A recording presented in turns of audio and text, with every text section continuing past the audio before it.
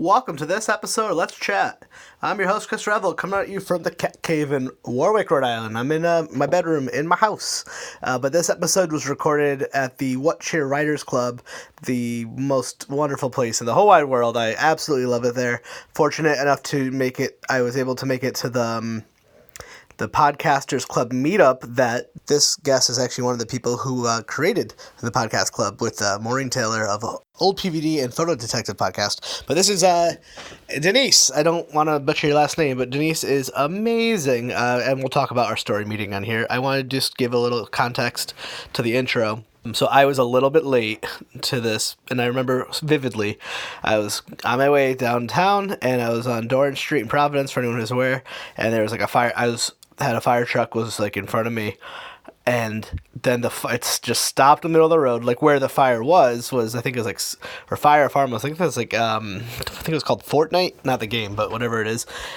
And there was no way for traffic to get around, and I literally just sat there for 10 minutes, and it was terrible, and I parked and ran so late, and I 10 minutes, I really actually felt really bad about that, but Denise is so wonderful and so kind. So anyway, we got started going. Denise is kind of helping me learn how to use some of the equipment, because I'm not the most familiar with the Zooms, and I get very chatty, and I just started talking to her in host mode, and fortunately she was like, is this to be recorded or something? I don't know. Somehow she called attention to it very kindly. I was like, oh my god. So we didn't miss much, but oh my god, how embarrassing would that be? Because I've done podcast where either myself or the other person just like an hour in, like, oh shit, I forgot to hit record, and they were kind enough to do it again.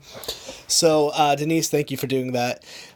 Denise is just such a fucking force of nature. If you could, I think it really comes through in this podcast.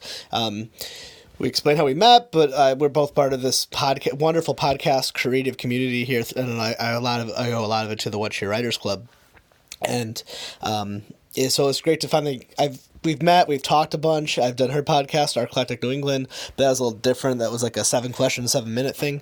Really fun episode. Please go check that out if you can. But this was different. Like, I'm sure y'all have that in your life where there's someone you know, but you kind of just want to, like, need an excuse to sit down and talk for a long time, when there's exactly what a podcast is, and that might kind of explain my personality a little bit.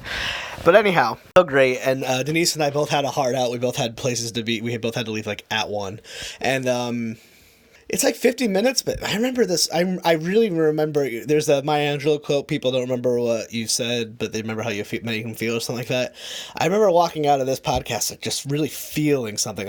Man, Denise, I'm cut from the same cloth. I come from these, like, my especially my dad's side, like these folky Unitarian people. So Denise reminded me a lot of my dad, and she actually reminded me a lot of my Aunt Barbara too. And so it was really cool to like kind of meet someone like that, and they're into podcasting and arts, and it was so wonderful. But Denise, I also want to say, is such an inspiration that, like, at 54 years old, just to fucking pick up and move to another city where you don't know anyone, or she knows someone, but I just moved from Providence to Warwick like 7 months ago, and I'm still recovering from that. So, and I'm 35. So make sure you check out her podcast, Artclectic New England. You'll hear some cool Portland, Oregon talk. So it's not just so Providence focused. She is a public radio host. But yeah, it's fun. Really fun episode. I'm so glad. Thanks again to the What Cheer Writers Club for having us. I have not been able to post as many episodes as I wanted, like I once might have promised a couple episodes back. Your boy went out and got himself a seasonal job at Target, and so scheduling's getting a little tough, and so still Anthony from Follow and I were about to record, and then he had a family emergency, so we're still working out the details. I will be a guest on the podcast You Could Do It, a podcast I fucking love. I had such a good time doing with JP and Steve, and I really hope, I'll just say I was like kind of like a pink fog, and I was in a really good mood, and I just really liked those guys, and I felt comfortable with them, and I had met Steve a couple times, and I was like, fuck it, and so pretty vulnerable. That was a good episode. I haven't heard it yet, but they said everything came out great, so giving a year up for that. I was also recently a guest, this is already posted, but I was a guest on the Codex Prime podcast. Carl, Victor, fucking awesome dudes. It was my first Facebook Live, second thing. I know, it was really fun. Maybe it was my third, actually. It was cool. Maybe we should do more of that. Again, Denise and Maureen threw this wonderful event at the What Cheers Writers Club. It was the podcasting. There's now a podcast club that you all can and should attend. I got to meet some future guests and old friends, and got to see a lot of really cool people. So shout out to I got to see Jacob and Rob. Victoria was there. My friend Aaron. Oh, Aaron from Business, a soul searching. I feel like I'm missing some people. I'm so sorry, everyone, if I forget your name. And also, make sure you check out the Podcasters of Rhode Island Facebook group that Denise and I are both admin in. You could join that. And let's get to it. I've talked enough.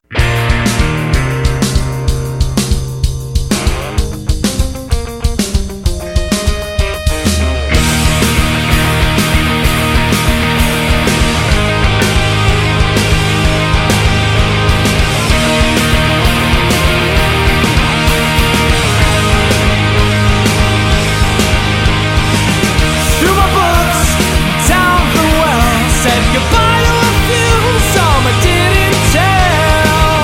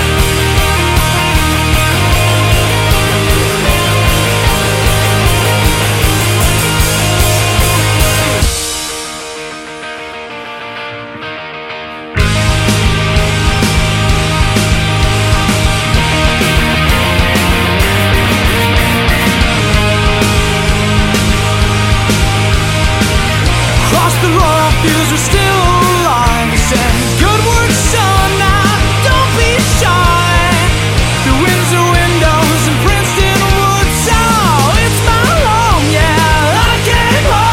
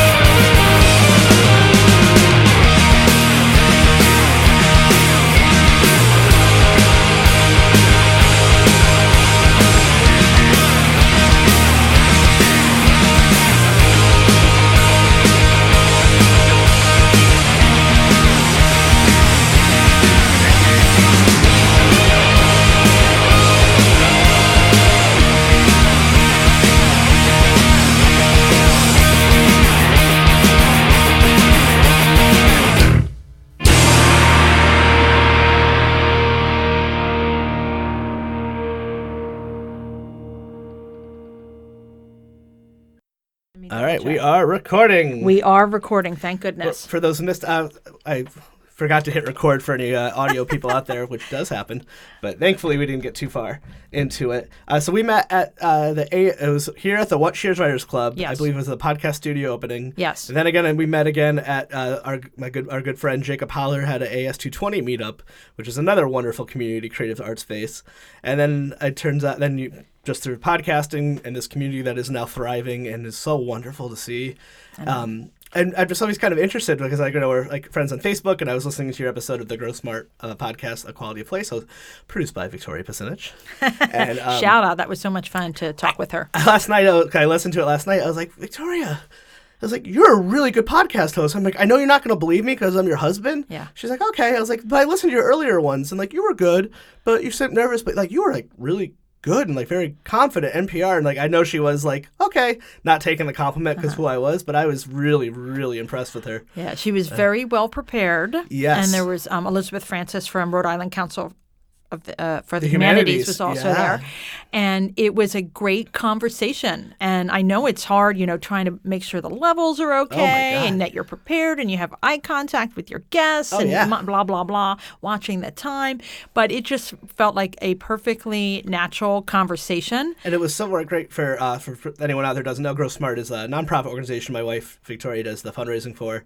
But it was having you in the humanities, I forgot her name, I'm sorry. Elizabeth was such a good marriage of finding a smart growth and the humanities and how they all tie together, because I love art and my personal passions tend to lean more towards the humanities. But I was thinking about it afterwards. I'm like, oh yeah, I mean, I love going to like a concert, but you need a road to drive on to get to the concert. Yeah. So it was it was such a good marriage for that episode. But so one thing I really found interesting is like this episode, I obviously want to hear about your podcast and all of your great stuff, but I'm so interested in as you as a human being, like as an individual, because you have this zest and love of life. I'm sure you get this from a lot of people.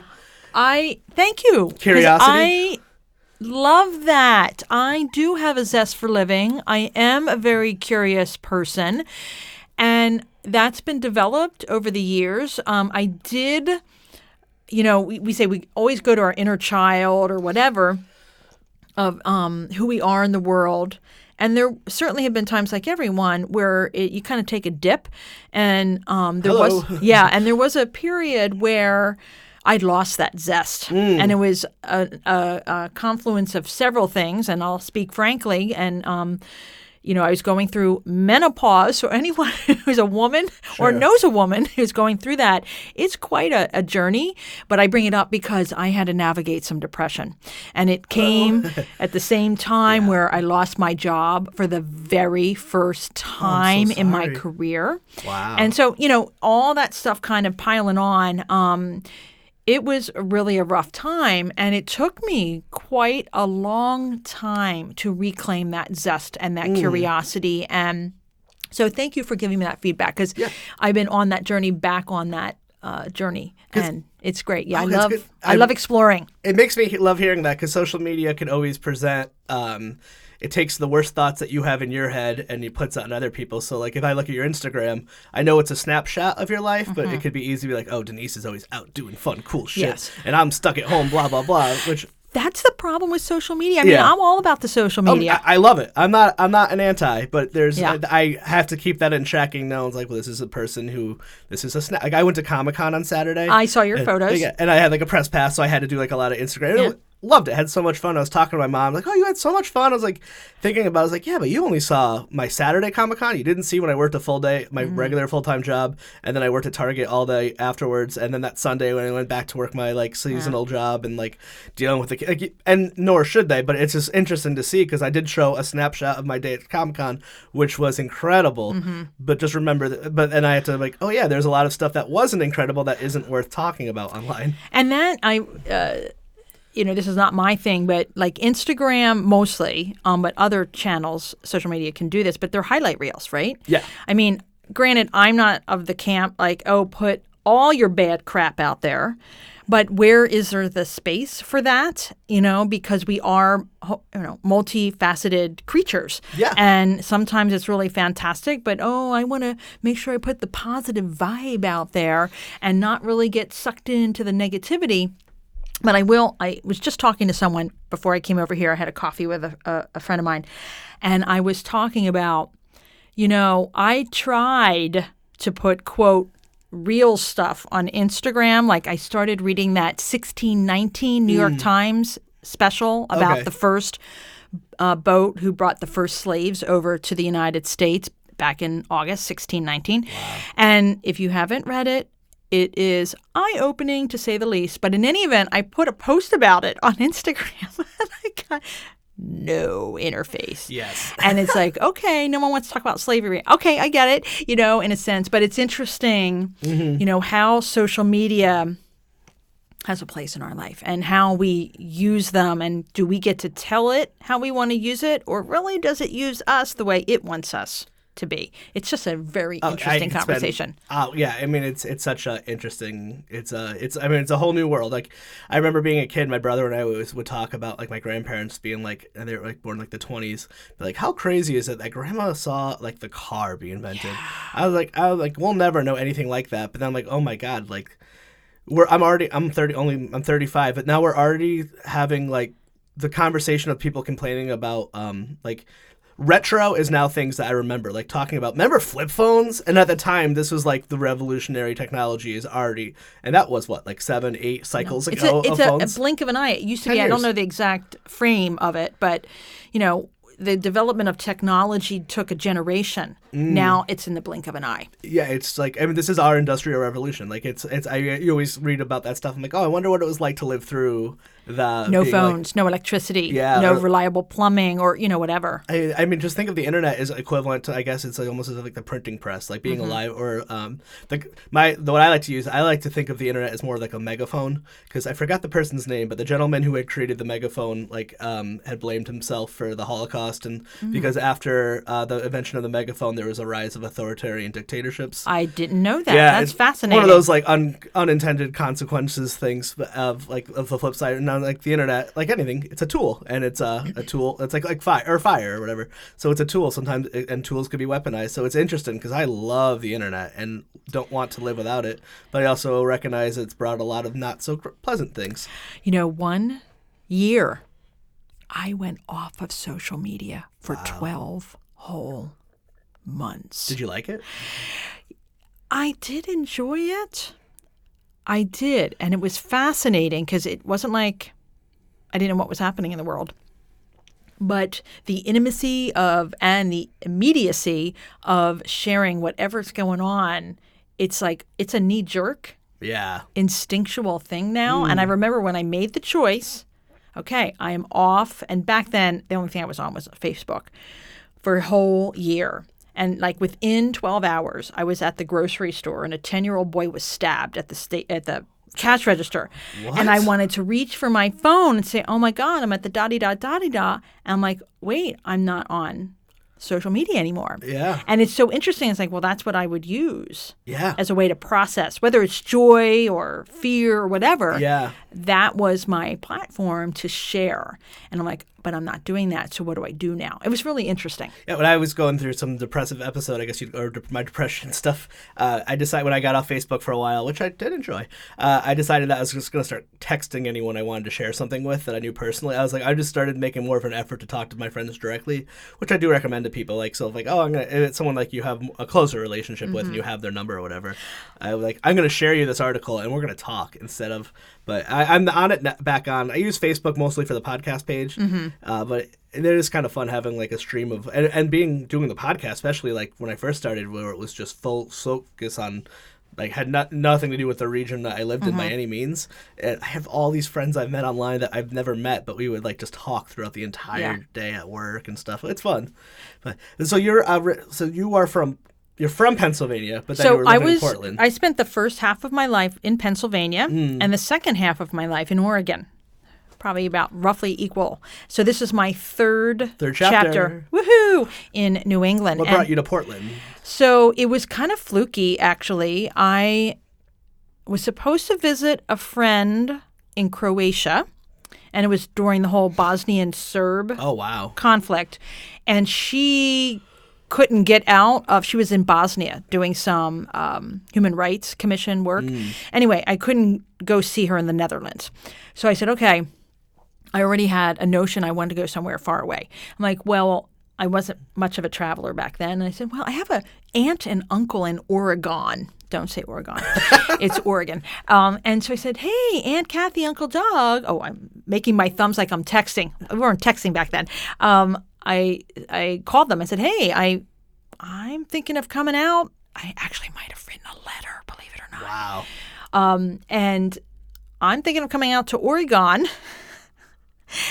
Could I come see you? And they said, great. So as soon as I get off the plane, they're like, it's Oregon, not Oregon. I said, thank you. And within 3 days, fell in love with Portland. Portland, Oregon, in the mid-'90s. Way different than what it is now. So in any event, like 3 days in the meantime, I had met someone in Pennsylvania who was visiting her boyfriend who lived in Portland. Said, oh, come hang out with me in the Hawthorne district, right? So 3 days in, sitting up at the Rose Garden in Portland, Oregon, near the Japanese Garden for any listeners in Portland, and beautiful weather.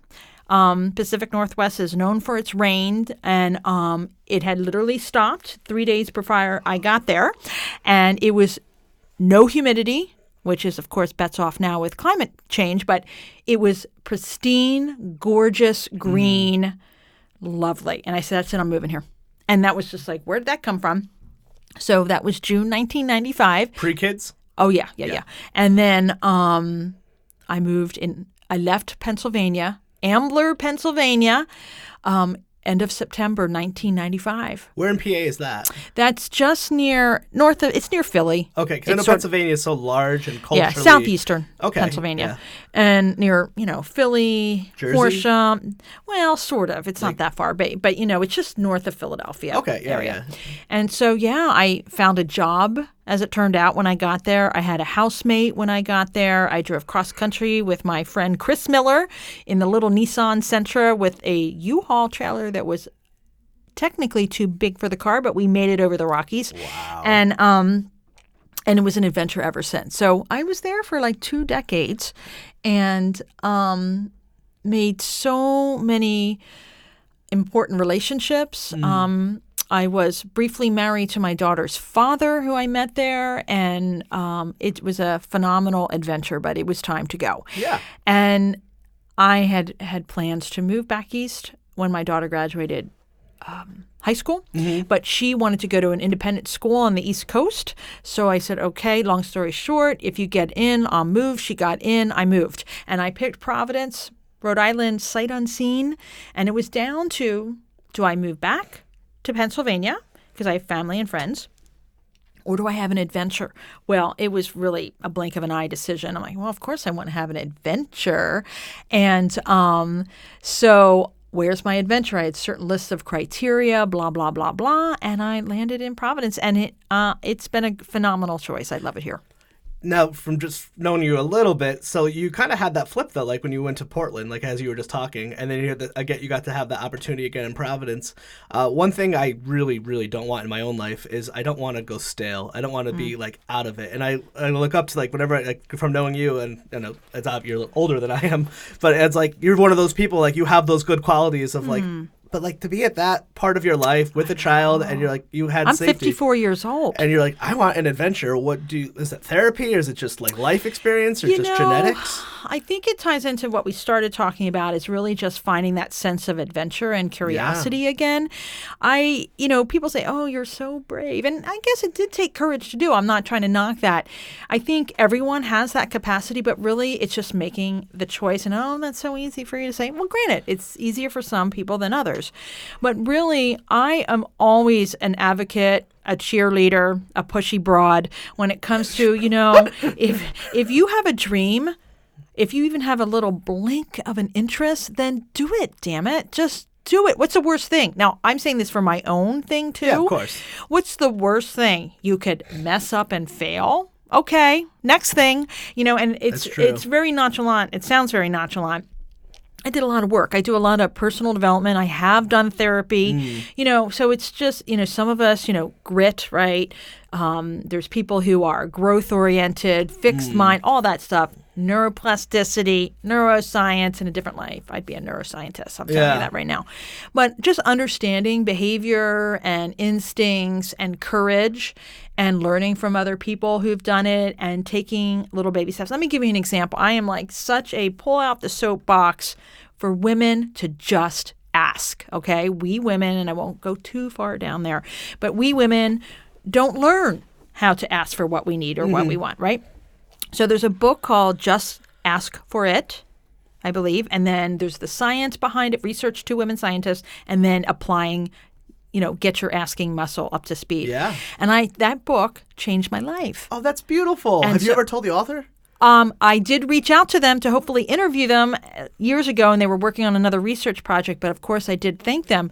And they have a whole series of exercises for you to do that and to flex your muscle. And it's just like anything. Public speaking, whatever the case may be, at first you're scared as all get out to do it. But the more you do it, the easier it gets. So I am always asking. I mean, a recent thing, I went to get my oil changed, and they do, quote, complimentary car washes. Well, it was raining out. I'm like, I don't need a car wash, but I do need a vacuum. So I said, hey, as I'm checking in, do you think you could do a vacuum instead of a car wash? And he said, we don't have people to do that. I said, okay, started talking, yicky, yak, yak, yak, yak. The next thing I know, hey, your car's finished. By the way, we not only washed it, but we did vacuum it for it. I mean, you just have to ask. Now, does it always work out that way? No, but I'm going to tell you, more frequently than not, you just ask, and you don't have to be a bully, like, I don't want to be a bully. You're not being a bully. You're just asking, hey, can you pass me the salt? Or, hey, I would really love to do this job. I would love for you to hire me. It's just absolutely. interesting. It's really fascinating. No, that's so fascinating. It's true because it's just it is so interesting. Like, 'cause it sounds so small when you're telling it, but I can relate to that experience so much. Yeah. It's hard. It is a strange thing because it's like different personality types. So some people that might not relate to, but if you're more just a naturally selfless person, it could be hard to be selfish, and it could be. But then you're taught not to be selfish because that's bad. And, now I'm going to push back on that. I wouldn't use the word selfish. Yeah, you're right. No, it's not. I mean, in my word, and I don't have a dictionary right in front of me, but selfish is like at the cost of others. Yeah. And taking care of your own needs is not at the cost of others. And see how easy it is to lump that. And I think the wiring gets very easily. Maybe we should do another separate podcast. Oh, I could do an hour, like neuroscience and all that stuff. And I work at Butler Hospital, so and just like my own experience. I had actually it was about a year to the day I just finished up doing EDMR therapy, which is a whole fucking weird world of like. I'll say that for another time, but it's pretty fucking crazy, and I love that stuff too. Yeah. So that to answer your question, I mean, life experience and new knowledge about life experience. I like that you could pinpoint it though. Yeah. Because I think I like to think of life as a movie sometimes, and you were having that moment, and if you're making the montage of Denise's the second act of your movie, you're reading the book, and all of a sudden you're getting in the car, and then the last shot, Providence. Oh no! Let's make it better. It has to be the big blue bug from that scene from Dumb and Dumber. Clearly, like you're going to be behind the big giant car, like they're leaving, and you're going the other way. Yeah. That's the only way that would work. Yeah, I would just, if there's anything I share with people over this past 12 months, if you do have something you're interested in, please I would just, whatever it's a baby step or a huge step, don't dismiss it and try to hold on to some kind of sense of courage. Like, I might even just tell my sweetheart that I want to do this, or just saying it out loud and celebrating courage, because I think it just is a muscle that we don't use that much. When you learn to like advocate for yourself, it makes all of your relationships better. You find yourself not like, you don't even like deflect compliments anymore, because my brain isn't default like, well, obviously they're lying because I would say that. And it's like, okay, it's a lot of work, and there's all these little baby steps, little tiny little things that it is fun. It is fun to the behaviors and stuff. And I mean, I when you were talking about this on the Quality of Place podcast, I also relate to that about people who live here don't like Rhode Island, and all of us who move here, like myself, like I'm from Connecticut, Victoria is from New Jersey, and she brought up her whole family moved up here as well, and like we literally just sit around all night and have like a Rhode Island Providence celebration. This is such a beautiful state. It's such a beautiful city. The first time I came to a water fire, had never heard of water. I grew up in Connecticut, mind you, 2 hours away. No. You didn't go to Providence. Like, it was just, you didn't do that. We had Boston, New York we could visit. There was not, I don't really have many positive experiences visiting here. I don't even know if maybe once we went on a field trip to the mall for some reason in high school. Like, I still don't know why. And so I was like, she's like, yeah, we're going to go to water fire, and I just didn't know what it was. And it was the first time, this was about like 8 or 9 years ago, and it was also simultaneously was the Arts and Ideas Festival. So like, I get out, and we're pretty early into our relationship. I'm like, what the hell is this? And there's opera music blaring from the city. Then it was in Kenny, the skating rink had like a hip hop band, and then a punk band played back to back. And we walked another few thousand yards, and then there was the Rhode Island Philharmonic Orchestra performing. And I remember thinking, I'm in Gotham City. Yeah. And I'm like, but that's. And now you're a volunteer at Waterfire, much like my in-laws who are in their 60s, and they moved and needed to have communication and a connection to life, so they volunteer at Waterfire. It's just like, but there's people who live in Rhode Island who haven't been to Waterfire maybe ever. That's kind of a fascinating thing when I talk, like, hey, I'm going down to Warren. I love Warren in Bristol area. Oh, it's so beautiful. I'm going to go down. Really? That's like 15 minutes away. Why would you do that? And I just crack up. I'm like, well, why wouldn't you? I mean, it's gorgeous down there. So it's an interesting. I'm a newbie. I was just talking to someone, like I said earlier, and I'm like, I know it's a little naive of me because I haven't been here that long. I have a lot to learn about so much at this state, let alone this region of the country. But for me, I feel like I'm a kid in a candy store. Yes. And that I'm going to ride that for as long as I can, because I'm meeting people that I never thought I would have an opportunity to meet. And there's an authenticity about this city that really appeals to me. And I'm a big fan of Rhode Island. I'm a huge fan of Providence, and I'm just got started. So I'm super excited. And like, I feel that way still in Newport, because every time I go there, I'm like, I don't know enough about this. There's a wonderful podcast called, I don't know if you know, That Newport Show with Helena and Buck. I think I have heard it. Yes. They're part of our Facebook Sweetest People. I was on it a while back, and they got like the tourism board to like give them money and stuff. But it made me discover Newport in a way. And I'm like, I live 50 minutes from it. And it's not like a distance thing. I just only know Newport for what it's known. Right. And like whenever I've gone there, and I'm like, oh my God, there's so much in Newport. And then we have Providence. And then we also have and once you get to like Westerly, Charlestown, I get to travel a lot for my job throughout the state. So I get to see all of it, which is so great. So there's days where I'll be in Burrville and Westerly and Narragansett or something like that. Yeah. And you're like, it's so different. Yeah, it's really lovely. And I'm a hiker, and I had for a variety of reasons, that was one of the reasons why I lived in Portland, Oregon. Oh, okay. The hiking, I mean, I'd hike every weekend. It was amazing in the mountains and what have you, the coast. And then for a variety of reasons, I kind of got away from that. And then in the last couple years have returned to hiking. So when I got here, I'm like, oh, I want to hike. So I rallied up my lady friends. I said, who likes to hike? I'm creating a hiking club. So going out and hiking, that's another marvelous way to explore the state. And then another thing, food. Now, I'll have to say this. I do miss what food has become in Portland, Oregon. It is one hell of a foodie community there for a variety of reasons. Farm to table. The farmers markets are like the ones you see in movies. I mean, just really knock your socks off. And Providence has, marvelous food and that culture, that food culture.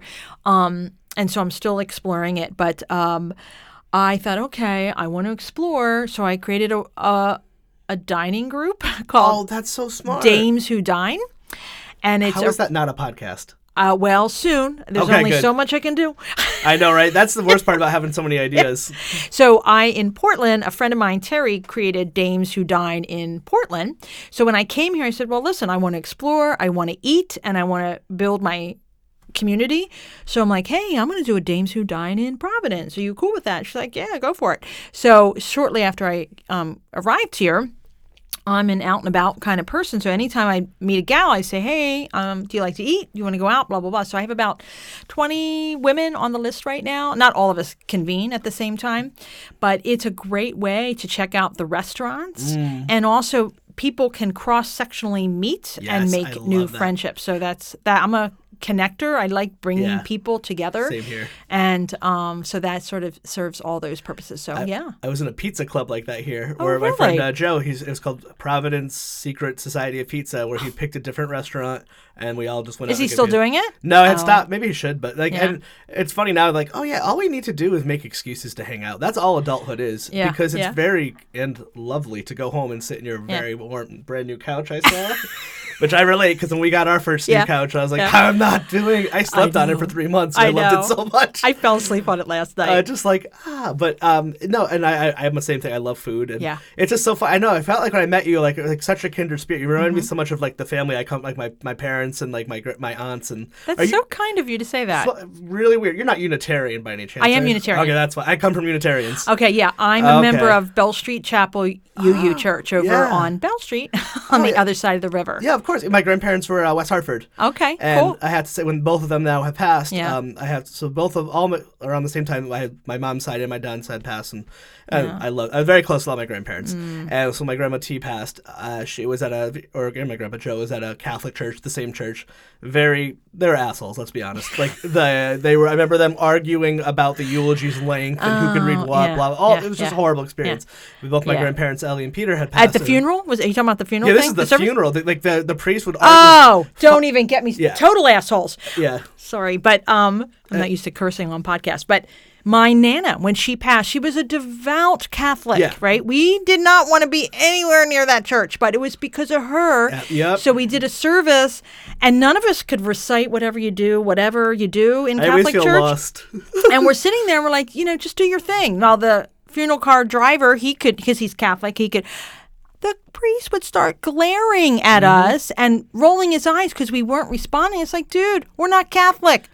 The lady right there is, Yeah. get with the program. Anyway, that's my. Oh yeah, the priest was fighting with my cousin about a reading, and then giving my mom shit about how long the eulogy for her mother, who just all typical stuff that. Now, anyone's not all got, Catholic priests are assholes. I just but a want lot to of say them that. are pedophiles. But a lot of them are. Yeah. And not all Catholics are assholes. Oh, absolutely I have not. some lovely, longtime childhood friends who are Catholics, and they're like the epitome of Oh yeah. lovely. I was saying that thing about the priest being pedophiles Yeah. is a joke, and I was like, Oh, no, the more we it's say not that a jokingly, joke. that's less and less funny. It's Yeah. not I think it's a Catholic, joke, and but- unfortunately. Except so with my grandparents on my Yeah. father's side, when they passed at the Unitarian Church, it was before the funeral starts. The minister comes Minister, in. yeah. We all held hands and had a moment of silence, and if we chose to pray, we could.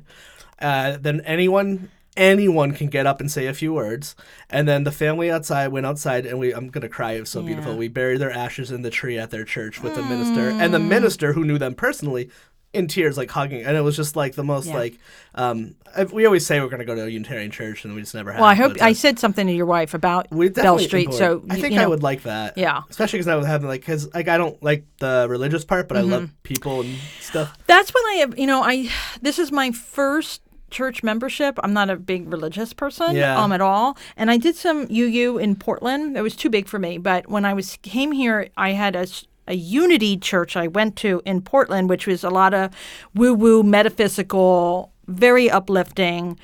And I wanted to find that community here. And I did, quote unquote, church shopping, if you will, and accidentally, almost literally stumbled upon Bell Street Chapel. And so I'm like, what's up with this?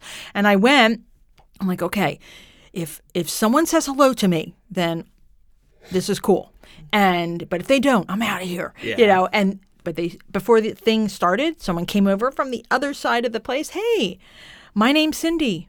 What's your name? I'm like, oh my, these are my people. And so it's a small, 20, 25 people. Yeah. And I volunteer with another member, Christine, to manage facility rentals. We also coordinate the coffee hour after the service. And my dad's favorite part. Yes. And welcome. Oh, I don't recognize you. Who are you? Yeah. We need more and more of that in this world. Yeah. It's really, I would encourage anyone. Bell Street Chapel, it's, they do talk about Jesus in some sense, and there's hymns sometimes, but really it's about the sense of community and gathering. And we have a minister, Paul. He does it part-time, and he's leading discussions on the book about white privilege. Tim Wise book?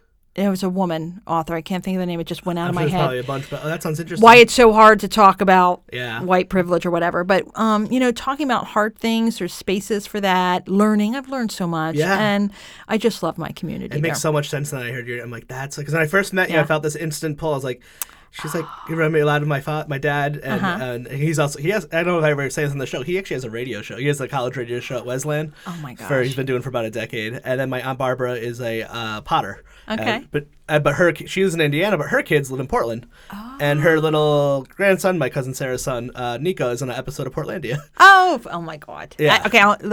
So if you watch Portlandia, you might think that's a comedy, but that's literally what Portland's like. I mean, it isn't a stretch. I mean, I'm not kidding you. They name their chickens. Just watch a few episodes if you haven't seen it. I've seen it. I'm talking to Andy and Sarah about it. They're like, yeah, it's pretty accurate. It's pretty accurate. I think now it's her, at the time, but now it's now her ex-husband. Her husband was in a metal band that then took off at he was 40, and all of a sudden the band became, and then it was just so I think she's a musician and a potter, and he works at ad agency, but they're very much those people. But see, that's the thing about it with Portland, Oregon, is that one of the things that appealed to me was if you move there, had the ability to move there. If you wanted to be a vice president of Nike, and that's your career trajectory, okay. Or if you wanted to be a potter, poet, and barista, you could share a house, a beautiful home, afford it with 6 other people. Yeah. You could do that too. Now, I'm not saying, it's not picture perfect. There's a lot of issues, and I'm saying that from a middle-aged white woman's perspective. But my point being, from that perspective, there was a lot of opportunity, and that's really not the case anymore. You can't point to anywhere without problems. Let's just, that's just inevitable. Yeah. It's how you want to look at it, right? Yeah. There's a lot of work to do in the world, but there's also things to celebrate. When you were doing Artclectic PDX or PDXD? I started Artclectic PDX in Portland a long time ago. Eventually, is this now when you're doing Artclectic New England? Is this the same feed, or are you just kind of a rebrand, or is it kind of their cousins in a way? It's sort of a riff off of that. So I had a career in non-commercial radio. Okay. So KBOO Community Radio. There's no longer there KZME Radio, and that's where I ran it as I was station manager, fundraiser, volunteer coordinator, on-air DJ with, recruiting 100 volunteers. It was one of my favorite jobs. It sounds like so much work. Oh, it was so much fun. But I got to hang out with really cute band guys because our whole thing was, indie music. There's two. My cousin Sarah played in a band called Unwound. I don't know if they would have ever made it through. They're kind of weird, Sonic Youth, noisy. And no. then my cousin or now like her husband, now ex-husband. I was in a band called Red Fang. That might have been the I one. know Red Fang. I So think. that was my cousin Sarah's husband. Oh my gosh. They're the ones that like blew up. Yeah. When he was like I think he was honestly he was like a biochemist or a scientist, and then at like age 40 would like literally, Yeah. like I would see these flyers for like Leeds and Reading Fest and over. They're really famous overseas or successful. A overseas. lot of bands in Portland are super famous in Japan or Yeah. Europe, and they live in Portland, like Yeah. the band Yacht. Yes. Okay, super huge Yeah. outside the United States. I mean, like headlining festivals of like 50,000, and then they come back to the States and they played the Palladium, or Yeah. But they did do Letterman. That Yeah, was pretty fucking yeah, cool. yeah. So the music, that was one of the things I loved there. And so when I did that radio station, I said, okay, we're going to have a space for local Portland indie music and arts and culture. God. So I created a show called Artclectic PDX. So very similar format of an audio zine, if you will, interview, calendar, other stuff.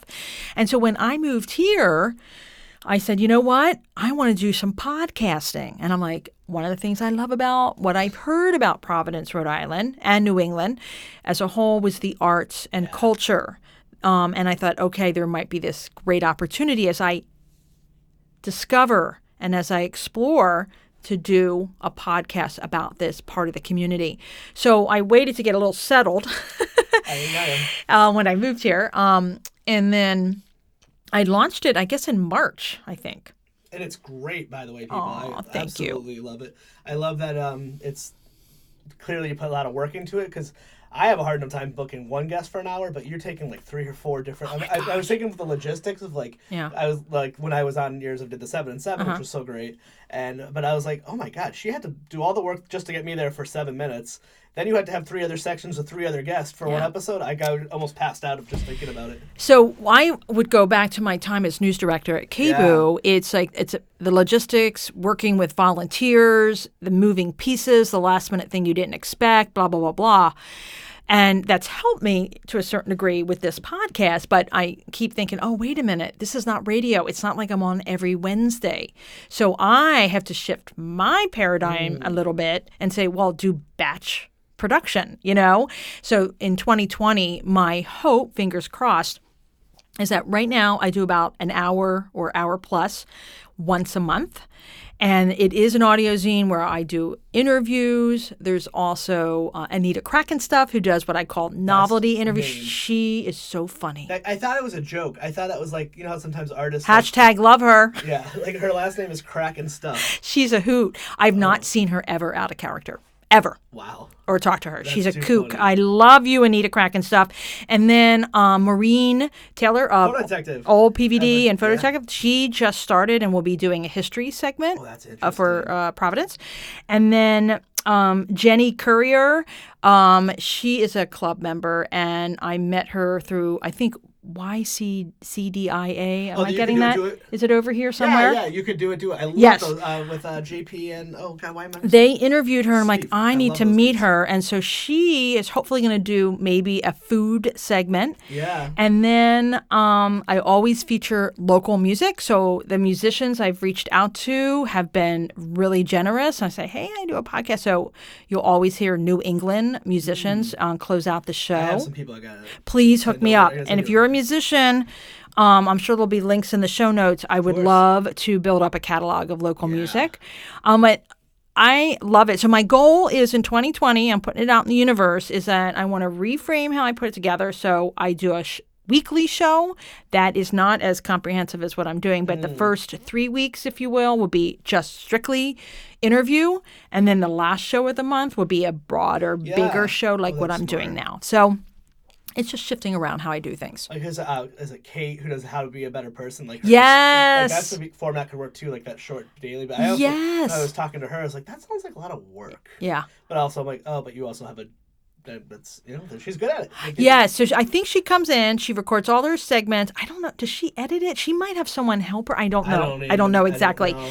But it is, just getting your brain around it, like, okay. And if you have guests or other content, it's not just you, Yeah. then it's, trying to navigate production schedules because people have very full lives. So, but I love it. And if I could do it full time and pay my rent, I would love to do that. Yeah. And you actually live in my old neighborhood as well. Yes, I West think. End. Armory? I had no idea how hip it was. I know. Well, Victoria had been living there way before I had lived Yeah. there. And then by the time I got there, it was already being gentrified. And Yeah. then I think it gotten more gentrified. It is.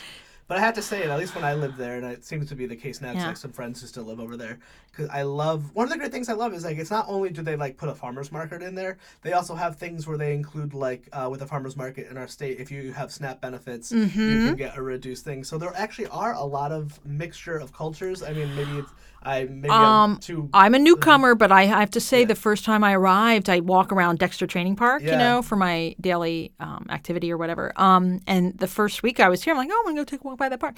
And walking around, and at that time, it was like the one white face. That, white person. And I'm like, oh my gosh. You have the beautiful Hmong church when they're playing volleyball yes. on Sunday. Yes. Yeah, I love that. And it's great. That's one of the things another thing I love about Providence. Me too. But it is interesting, I've been there a year and just watching this shifting and the changes and kind of cool, but it'll be interesting to see how it changes the whole neighborhood as a whole because Well, no, like Johnson and Wales is buying a lot of property over there in that Armory. And whatever happens when there's gentrification, we all like to blame the people who move in, but in all reality, it's it's your city council, it's corporations, and like real estate. Like those are the invisible forces that who make those moves. It's like the hipsters are just renting where they can afford. Yeah. It's the landlord who bumped out the person who's been there for 50 years and moved it to the young white people, essentially. It's a huge conversation, and kind of circling back to Bell Street Chapel, I'm hoping that we as that community can have space for that kind of conversation. Not that we're planning on fixing anything, but I mean, it's just one of those things like it'll never get solved in 1 or 1 million conversations, but you just always need to talk about it. And I went to the Southside Cultural Center, which is not too far from where I live. I live over there too. Okay. Princeton Ave, baby. And I love that center. They're doing amazing work. And so they offer a lot of free stuff. So it was a great way as a newcomer, like, oh, what's going on over here? And I'll meet neighbors, blah, blah, blah.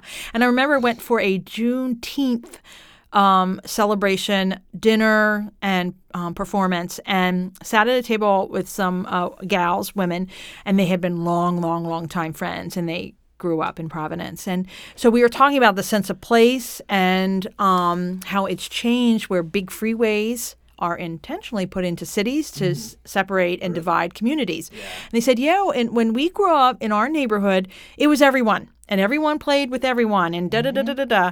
And then I-95 went right down the middle of it. That's a story and then for it was the whole country. Us and them, Yeah. And so it's an issue. Okay, well, we can't dismantle the freeway. Not again. Right? But how can we talk about, like, okay, that was not cool, and, how do we figure out how to reconvene and reconnect with one another? Yeah. I'm really curious about that. Yeah, I do too. And maybe I just love the Armory so much, because like one day I remember going there, it's like, I have a funny anecdote. When I was moving there, a good friend of mine, I'll leave his name out, but he was helping me move my bed from Connecticut to Rhode Island, for Providence, when I was living, and when I first moved to the Armory, and we went to go smoke, I think we were going to smoke like a blunt down at the park or something, like, literally, but I'm only saying this not to brag, because we were being bad. Yeah. And it's my friend, he's from a very wealthy white part of a very, like, the Gold Coast of Connecticut, and he's a wonderful human being, so this isn't to disparage him, it's just how things affect you at a subconscious level. We get there, again, remind you, we're there to smoke pot. We're the bad ones, and there's a group of, like, a big group of, like, black teenagers, and they're, like, circling and, like, getting, like, louder and louder, and I can and he's also an anxious person, so this is partially a little bit, like, he's getting, like, nervous, and I'm like, dude, it's okay, it's like, it's a public park, whatever. And you hear, break! They turn around, Boys and Girls Club of America. These young black teens are at the park to do a park cleanup, and we're there coming into their neighborhood to do drugs and break the law. But it's just the dichotomy of, like, I mean, I can spend hours of, like, how you view people and stuff like that. Assumptions and assumptions. And I don't even want to put that particular person on blast by any means, because I know what's in their heart, and that isn't it. Right. But it was just so interesting to think about that. I was like, huh. But I know plenty of people who have zero experience in urban areas and would go through that, and with driving by, like, oh, that's definitely a gang, and everyone's going to get murdered. In reality, it's like, these people are doing a community volunteer service. There's so much we don't know. There's so many things we assume. I was the law-breaking bad person that a cop would I would get driven by and get a wave to. Right. Right. And I'm like, As you're I'm bringing the joint literally- up to your mouth. Not even, yeah, Yeah. literally breaking the law in front of you, officer. And Yeah, I don't know. yeah. It's like, but I loved it because like, I remember when they were filming that Woody Allen movie. I saw Emma Stone a couple times. Uh-huh. But I also like too because it would be like that, and then there would be a big event for like lower the murder rate in Providence, and then they would have concerts, and there's Yeah. always the bocce, and you would just go hang out Great at the park. And they're really investing in the park. And really have done some WBNA Oh, they've done such is doing some amazing work. great work over there. And I think, nothing's perfect. Nothing is perfect. But again, it always goes back to, okay, well, it's not going to be fixed. It's not, we always just have to keep doing the work. And I don't even know what that means. But I think it begins with getting to know your neighbors and talking with people. And I'm super friendly. Okay, I'm an extrovert. I own it. I'm okay with that. And I love talking to people. I was had some appointments this morning, and I'm walking out, and there was this gal. She had this great pink coat. Pink's my color now because I have a pink couch now. But in any event, I'm like, oh my God, I love your pink coat. She's like, thanks. I said, I just got a pink couch yesterday. So we just started talking about pink and blah, blah, blah. Now, is that going to end world hunger or, whatever? No. But if we just cross that line a little bit to be, I'm just going to talk to this person I don't know and have a little exchange because you just, because the devices back, it's funny how full circle, social media, which using it for good is great, but the other things of getting disconnected from each other. You know what publication is surprisingly woke is Teen Vogue. They write a lot about for what the young, because I'm like, what are the Gen X is going to have to deal with? Yeah. And all the conversations of that era, of those generations, those like publications are constantly running articles about isolation. Yeah. And it's something I think people my age and above need to also go in. So, and like, in my field, we have a saying that recovery doesn't happen in isolation, and that's exactly what it is. I think now more than ever, and I think you're living into the example without even knowing you're doing it. You got to get out there. You got to volunteer. You got to get committed. You need to force a structure into your life to connect you to someone, and start with people with common interests. Yeah. We didn't solve anything today, but now we have had a great conversation. A great conversation. You get to connect with another human being. Yeah. Ran into people I've seen here a couple of times, and like I get to feel like a part of that community. And just from walking from here to my car, I heard languages that weren't my language. I've just It's being open to it and aware of it and being brave. I guess tolerant. When they say tolerance, is you don't have to like everything, but you can't hate it. Yeah. Like I don't like. I personally like. I'm like very open. Like I don't like drag queens. Yeah. But that's okay, right? That's right. I don't. No heels and no glitter for you, my friend. Yeah, not gonna do. I'm never gonna hurt someone. I'm never gonna try to outlaw it. Literally, it will never even come up in my daily thoughts or life at all. Yeah. And I don't. But I will gladly accept that lifestyle and people doing it, and no problem at all. And I love, and this is a very easy way to say this, that we have a space. I'm generalizing to be able to have different of opinions. Like for instance. There was some folks who hang out at my park, and it's some church. I won't name names, but they sit there because they want to proselytize or whatever. They want to share information, so you'll... Oh, yeah. Right? And I saw them today, and I'm like, okay, that's not my thing. That's not my jam. But you know what? I really admire them because they're here because they believe in that. Yes.